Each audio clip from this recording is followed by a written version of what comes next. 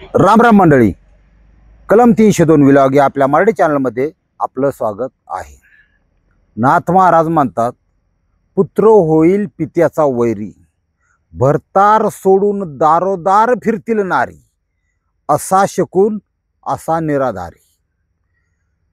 आजच्या जगात काय होईल सांगता येत नाही, आणि जे होईल तुमच्यापर्यंत सांगण्याची जबाबदारी माझी, ऐकण्याची तुमची. विषय कसा गंभीर आहे बघा. आता एका बाजूला आहे वासना, 45 वर्षीय महिलेची, आणि दुसऱ्या बाजूला पुत्रप्रेम. पुत्रप्रेम म्हणजे आपल्या मुलांच्या विषयी असलेली ममता. कोण हलकन कोण जड हे तुम्ही आम्ही ठरवायचं आता, कारण आपण जिवंत आहेत. जे तोंडासून गेले त्यांनी जे केलं त्यांच्यापासून आपण शिकायचं. जे तुरुंगात गेले त्यांच्यापासून शिकायचं. आता लय बारीक करून सांगू का, राखीचं वजन हे मंगळसूत्राच्या वजनापेक्षा कमी असतं. भावाच्या प्रेमाला किंमत नाही, ठोक्याच्या नवऱ्याच्या प्रियकराच्या प्रेमाला आजच्या जगात किंमत आहे. आणि पळून चालल्यात, लग्न करून चालल्यात. परत भावाच्या इष्टीत हिस्सा, लाख लफडी, असा विषय. ही जी घटना आहे, ही घटना सोलापूरमध्ये माढा तालुका आणि माढा तालुक्यातील परितेवाडी या गावात घडलेली गोष्ट. थोडी जुनी असली तरी फार मार्मिक, आणि काय कुठं चाललंय व आणि काय करायला लागेल हे महत्वाचं, नुसतं ऐकायचं नाही. ममताबाई सुभाष जाधव, वय वर्ष 45. ह्या महिलेचा 1-2-3 वर्षापासून नवरा गेलेला आहे वर. 3 वर्षापासून ती विधवा आहे. ठीक आहे. 2 सोन्यासारखी पोरं आहेत. 19 वर्षाचं एक पोरग आहे, त्याचं नाव आहे सिद्धेश्वर, आणि त्याच्यापेक्षा लहान आहे 17 वर्षाचा सुरेश. सुरेश जाधव, सिद्धेश्वर जाधव. आईचं नाव ममता जाधव. चाललं होतं सगळं व्यवस्थित. पोटापोटी जमीन होती, पोर हाताखाली आली होती. ह्या बाईने कसं वागायला पाहिजे की बाबा असं काहीतरी भजन कीर्तन आपलं सगळ्यांची पाहुणे रावळ्यांची गोड गुलाबीने बोलून थोरल्याचं लग्न करायचं, मग त्याच माध्यमातून दुसऱ्याचं लग्न, ही जबाबदारी आहे. त्या दोन्ही पोरांचं लग्न करायचं ही दिलं सोडून, त्यांचं भवितव्य बघायचं सोडून, हिच्या आयुष्यात एक तिसराच बाबा आला. आता प्रियकर बियकर माझ्या डिक्शनरीत काय बसत नाही, त्याला ठोकेकर म्हणतो मी. लय लांबचा नव्हता, हाका मारले तर पळोपळीन असा शेजारी राहणार, 1-2 घरं वलडून. तर ही जी ममताबाई आहे, या ममताबाईवर ह्या गड्याची नजर होती. आणि तसं बघून विधीवर लोकांची नजर असतेच की बाबा शरीर आहे, शरीराची काही गरज असती, इच्छा असती, मागणी असती. बघू आपला टाकून आकडा लागला तर लागला, नाही लागला, असा विषय असतो लोकांचा. आणि ही जो ठोकेकर आहे याचं नाव बाप्पू कदम. आता ह्यो बाप्प्या काय करायचा, आणि याला ह्यो काय रांडका मुंडका नाही. या बाप्प्याला बायको आहे, सोन्यासारखी पोरं आहेत, मुलगी आहे. आणि जास्त खाज आणि माज ज्याच्याकडे सगळे त्यालाच जास्त असतं, ध्यानात ठेवा. पण कार्यक्रम कसा क्रट होतो आपण बघू. ह्यांनी काय केलं, तिथं लाईन मारता मारता तिकडे आकडा टाकला बा, परफेक्ट लागला ना. Green signal. आकडा जसा परफेक्ट लागला तसं यांनी डोकं लावलं. म्हणला बास, आता एक स्टेपनी आणि ही घरची गाडी, एवढं सांभाळायचं, डोक्याला ताण नाही. पण काय होतं, एक माणसाची मनोवृत्ती असती, त्याला ह्युमन सायकोलॉजी म्हणतात, माणसाचं मानसशास्त्र.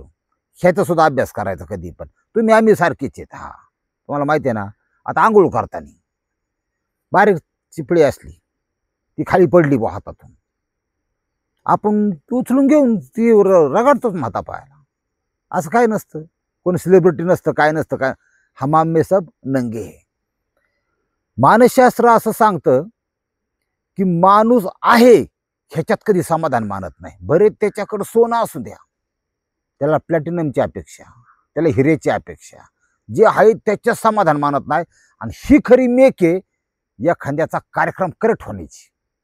याला कंट्रोल घातलं पाहिजे. कंट्रोल अध्यात्म्याशिवाय कुणीच घालू शकत नाही.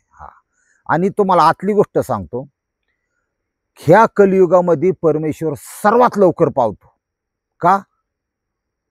असे 97% वायबलच आहेत. बिघडलेल्या दुनियेत जे सात्विक आहेत यांना त्या सात्विक सुखाचा आनंदही मिळतो. हा, आणि काय आहे विषय, बगलामुखीचे जाऊन येणारे किंवा इथं स्तोत्र वाचणारे त्यांना माहिती आहे, काहींना येत नाही. असं बी ह्या घटनेमध्ये ह्यांचा आकडा जमल्यापासून, ह्यांचा रंगारंग कार्यक्रम चालू झाल्यापासून ही गोष्ट 3-3.5 वर्षापर्यंत चालली. 3.5 वर्षात आता लोकांचं कसं असतं, लोकांची नजर असते बरं का, कोणाचं चाललंय, काय चाललंय, कसं चाललंय. ह्या घटनेचं हळूहळू हा, ती पाजलं की मग त्यातनं वास येतो, वास आल्याशिवाय राहत नाही, तसा प्रकार. कुजबूज व्हायला लागली. कुजबूज झाल्यानंतर तिची जी पोरं आहेत, ह्या 2 पोरांच्या पर्यंत कुणीतरी हा विषय पोचावला बा, की बाप्या येतो बा तुझ्या घरात. बाप्पा कशाला येतो रे सारखाच. पोरांना बी आता 17 वर्षाचं एक, 19 वर्षाचं एक, त्यांना बी कळून चुकत होतं. शहाणी झाली ती पोरं त्यांना. आणि 17 वर्षाचं दिमाग म्हणजे खतरनाक असं तुम्हाला माहिती. ते म्हणले आईला ही होतंय, लय चुकीचं होतंय. बाबाचा विचार केला. दोघा भावांनी मिळून आईला समजून सांगितलं, दुरीत वळवळ नको, बदनामी भयंकर होते, आम्हाला इथं राहायचंय, आम्हाला हे, म्हणजे मानसिक प्रेशर टाकलं आईवर. आई तर म्हणली भया कळलं का काय, पण ते शरीर सुखाचा आनंदाला मी मुकू काय, अजिबात नाही.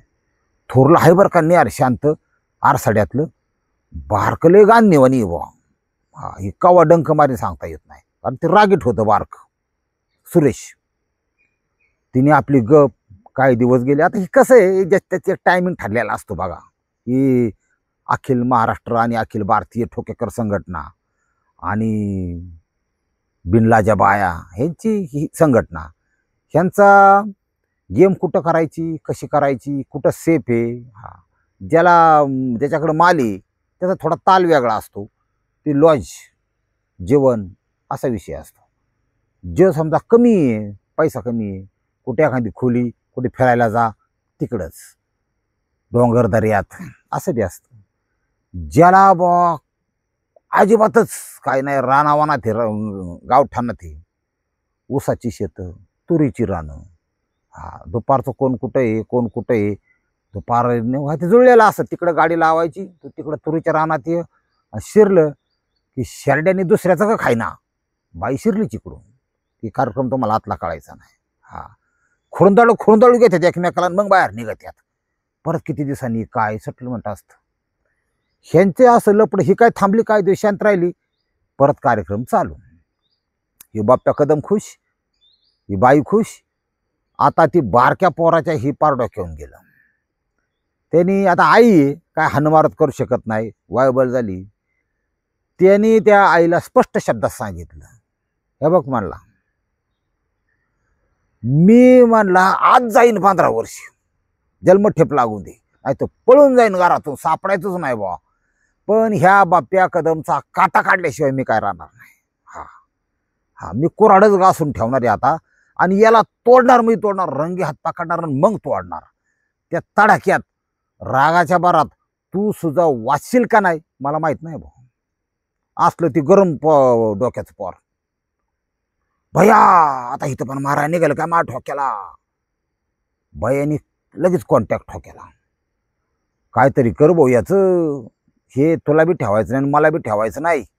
मुर्दा लय दम देतोय. एक आई बोलते दाखठ्या मुलाविषयी. आता ठोक्याचं कसं आहे, हे बाप्पा कदम मला कसं माहिती, माणूस अन्न खातो कमीत कमी, काय चांगलं काय वाईट ही कळलं पाहिजे. नाही तर ती जनावर बरं ना, काय कळत नाही. ती निसर्ग बघा, बोकाड बघा, थोडं मोठं झालं की आईवरच उडतं. निसर्ग आहे ते, समजा अक्कल तरी नाही त्याला.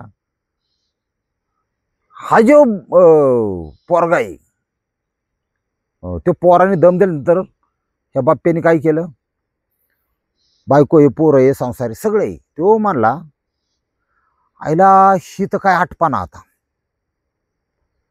याचा करेक्ट कार्यक्रम करावा लागतोय.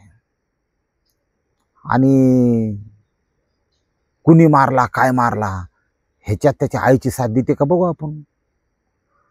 मग ती म्हणली होय, त्याला आपण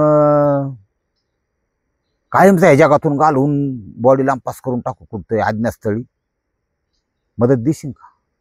येडे का काय तुम्ही? जिनी शय्यासोबत केली नवऱ्यासोबत, गर्भ राहिला दिलं पांडुरंगाने अर्भक, 7-8 महिन्यात असून पोटात लाथ मारित असेल ना ती. मातृत्व म्हणजे काय? त्याच्या जन्मानंतर पाना फुटावा, तिला प्यावा, त्याच्या त्या बाललीला श्रीकृष्णासारख्या. आई म्हणजे इतकं सोपं नाही हो.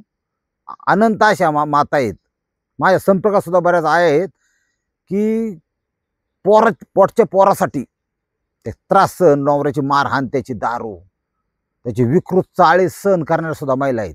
डासा रडतात बाया. काय सांगू तुम्हाला, ही दुनियाला ही चित्र आहे. एका महिलेचा फोन आलता, म्हणली माझ्या भावाकडे जाते मी, शेवट टेम्पो चालक आहे आणि 2 लेकरं आहेत, इंग्लिश मिडियमनी शिकतात, मी घरीच असते, पण हा मला 2-2 वाजेपर्यंत झोपून देत नाही, इतके विकृत चाळे करायला होतो माझ्या हातांनी. डोकं आउट होतो कधी कधी असं ऐकलं. मग त्या बाईला कसं म्हणावं की ह्याला दे सोडून जातो, दारोडा बी आहे पण कमावतो. म्हणली त्याची फक्त बघा आई कशी असते, त्याची फक्त एक गोष्ट चांगली आहे म्हणली, मी जर माझ्या 2 पोरांना घेऊन माहेरी गेले तर मी त्याला इंग्लिश मिडियमचं शिक्षण देऊ शकत नाही. 300 रुपये हजेरीने कामाला जाईन, पोट भरीन, देऊ शकत नाही. कमीत कमी माझ्या लेकरांचं जरी काहीतरी चांगलं येईल भविष्यात ते समाधानी, याला म्हणायचं आहे बाबा. म्हणलं रा बाई, फक्त धारदार शस्त्र वस्तू हात जास्त मारहाण करणार नाही याची जबाबदारी घे. थोडी मिरचीची पूड बीड अशी साईडला वाटीत ठेवायची, वाटलं तुला ही जीव मारेन तर मिरची टाकायची डोळ्यात त्याच्या, काय करता आता, लय अवघड. अशा प्रकारे हे बाईचं आणि ह्या ठोक्याचं बाप्पू कदमचं ठरलं, पोरग मारायचं. तारीख उजाडली 24 डिसेंबर 2020.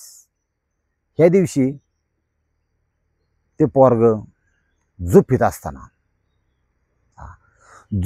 असताना ह्या दोघांनी त्याचा मर्डर केला, त्याला जीवे मारलं, त्याच्या डोक्यात दगड घातला. मर्डरचा प्रकार. एक काठी आणली, त्या काठीला एक जुळी बांधली, त्या जुळीत ती पोरग टाकलं 17 वर्षाचं जाधव, सुरेश जाधव. आईने मागून धरलं खांद्यावर, तिरडी बघा, ठोक्याने पुढं धरलं. हे कलियुगात होतं बरं का. हे उचलून दोघांनी अर्धा किलोमीटर दूर मारराने आणि नाला बल्टींची कामं आहेत बघा, चर खांत्यात, त्या चरात ती बॉडी टाकली. आता ही टाकल्याच्या नंतर टेंभुर्णी पोलीस स्टेशनच्या हद्दीतला तो विषय होता. टेंभुर्णी पोलिसांची टीम दुसऱ्या दिवशी तिथं पोहोचली. आता ते कसं असतं, शेरड्या काय बकरी चारायला जी लोक जातात त्यांना वास येतो, माश्या गोंगत्यात, आमकं तमकं. ते बघितल्यावर त्यांनी मग अर इथं बॉडी पडली, आमकं तमकं, लगेच बाटा, लगेच सगळे पोलीस पाटील येतो, खबर देतो. टेंभुर्णी पोलिसांनी अतिशय सुंदर काम केलं आणि त्यांचं कामाची समजा ती. बॉडी ताब्यात घेतली, काही खबरी असतात तेव्हा पोलिसांचं एक सोर्स सिस्टीम वेगळी असते, काढायची, कळून येत नाही ती, आणि ते सांगावं बी नाही आमच्यासारख्याने. काय होतं, गुन्हेगारांना हुशार नाही करायचं.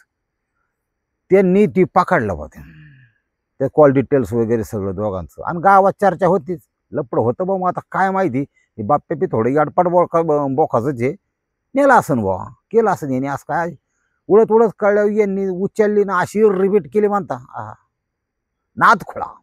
ती दोघांनी त्यांचा गुन्हा कबूल केला. मला सांगा, वासना एकीकडे आणि ममता ही दुसरीकडे, बाईने काय निवडलं? लहानाचं मोठं केलेलं लेकरू सोडून हा 5 इंचचा रताळ्या निवडलं, रताळ केळं. ही मानसिकता, ह्याला म्हणायचं कलियुग. काय आहे ना, हे होतंय बरं का, जाणीव संपलेली. तुम्ही लहानाची मोठी मुलं करा, त्या मुलांना स्वतःच्या आईवडिलांविषयीची जाणीव असायला पण ती नाही राहिलेली. बी प्रॅक्टिकल. नवीन आत्ताचा कायदा आलाय तो, 12वी होस्तर पोरगी बळद दाबून धरती स्वतःला. तिला एकदा बाहेर टाकली की ती खुलीच झाली बा. मग बाकीच्या मैत्रिणी असतात, तुझ्या बॉयफ्रेंड आहे का नाही, तू तलेच काको बाई आहे, असा शॉट मार की, मी तसा शॉट मार की, येते येईल ही बरी तर राहील. शॉट मारून नंतर लग्नात बहारो फुल बरसाव मेरा बंबू आहे. ही दुनिया निघाली आजकाल. विश्वासच कुणावर ठेवायचं कळाना मला. ह्या घटनेची इतकी त्या भागात चर्चा झाली आणि लोक तळतळली. संपूर्ण महिला वर्गाने तिला नको तितक्या शिव्या दिल्या. हा, जन्मठेपेची सजा झालेली आहे आणि आता जन्मठेप भोगत आहेत. पण बाल हत्येचं पाप इतकं भयंकर आहे, हा, हे या बाईला फेडावं लागेल एवढं मी 100% सांगतो. पटलं तर घ्या, नाही तर सोडून द्या. रामकृष्ण हरी माऊली.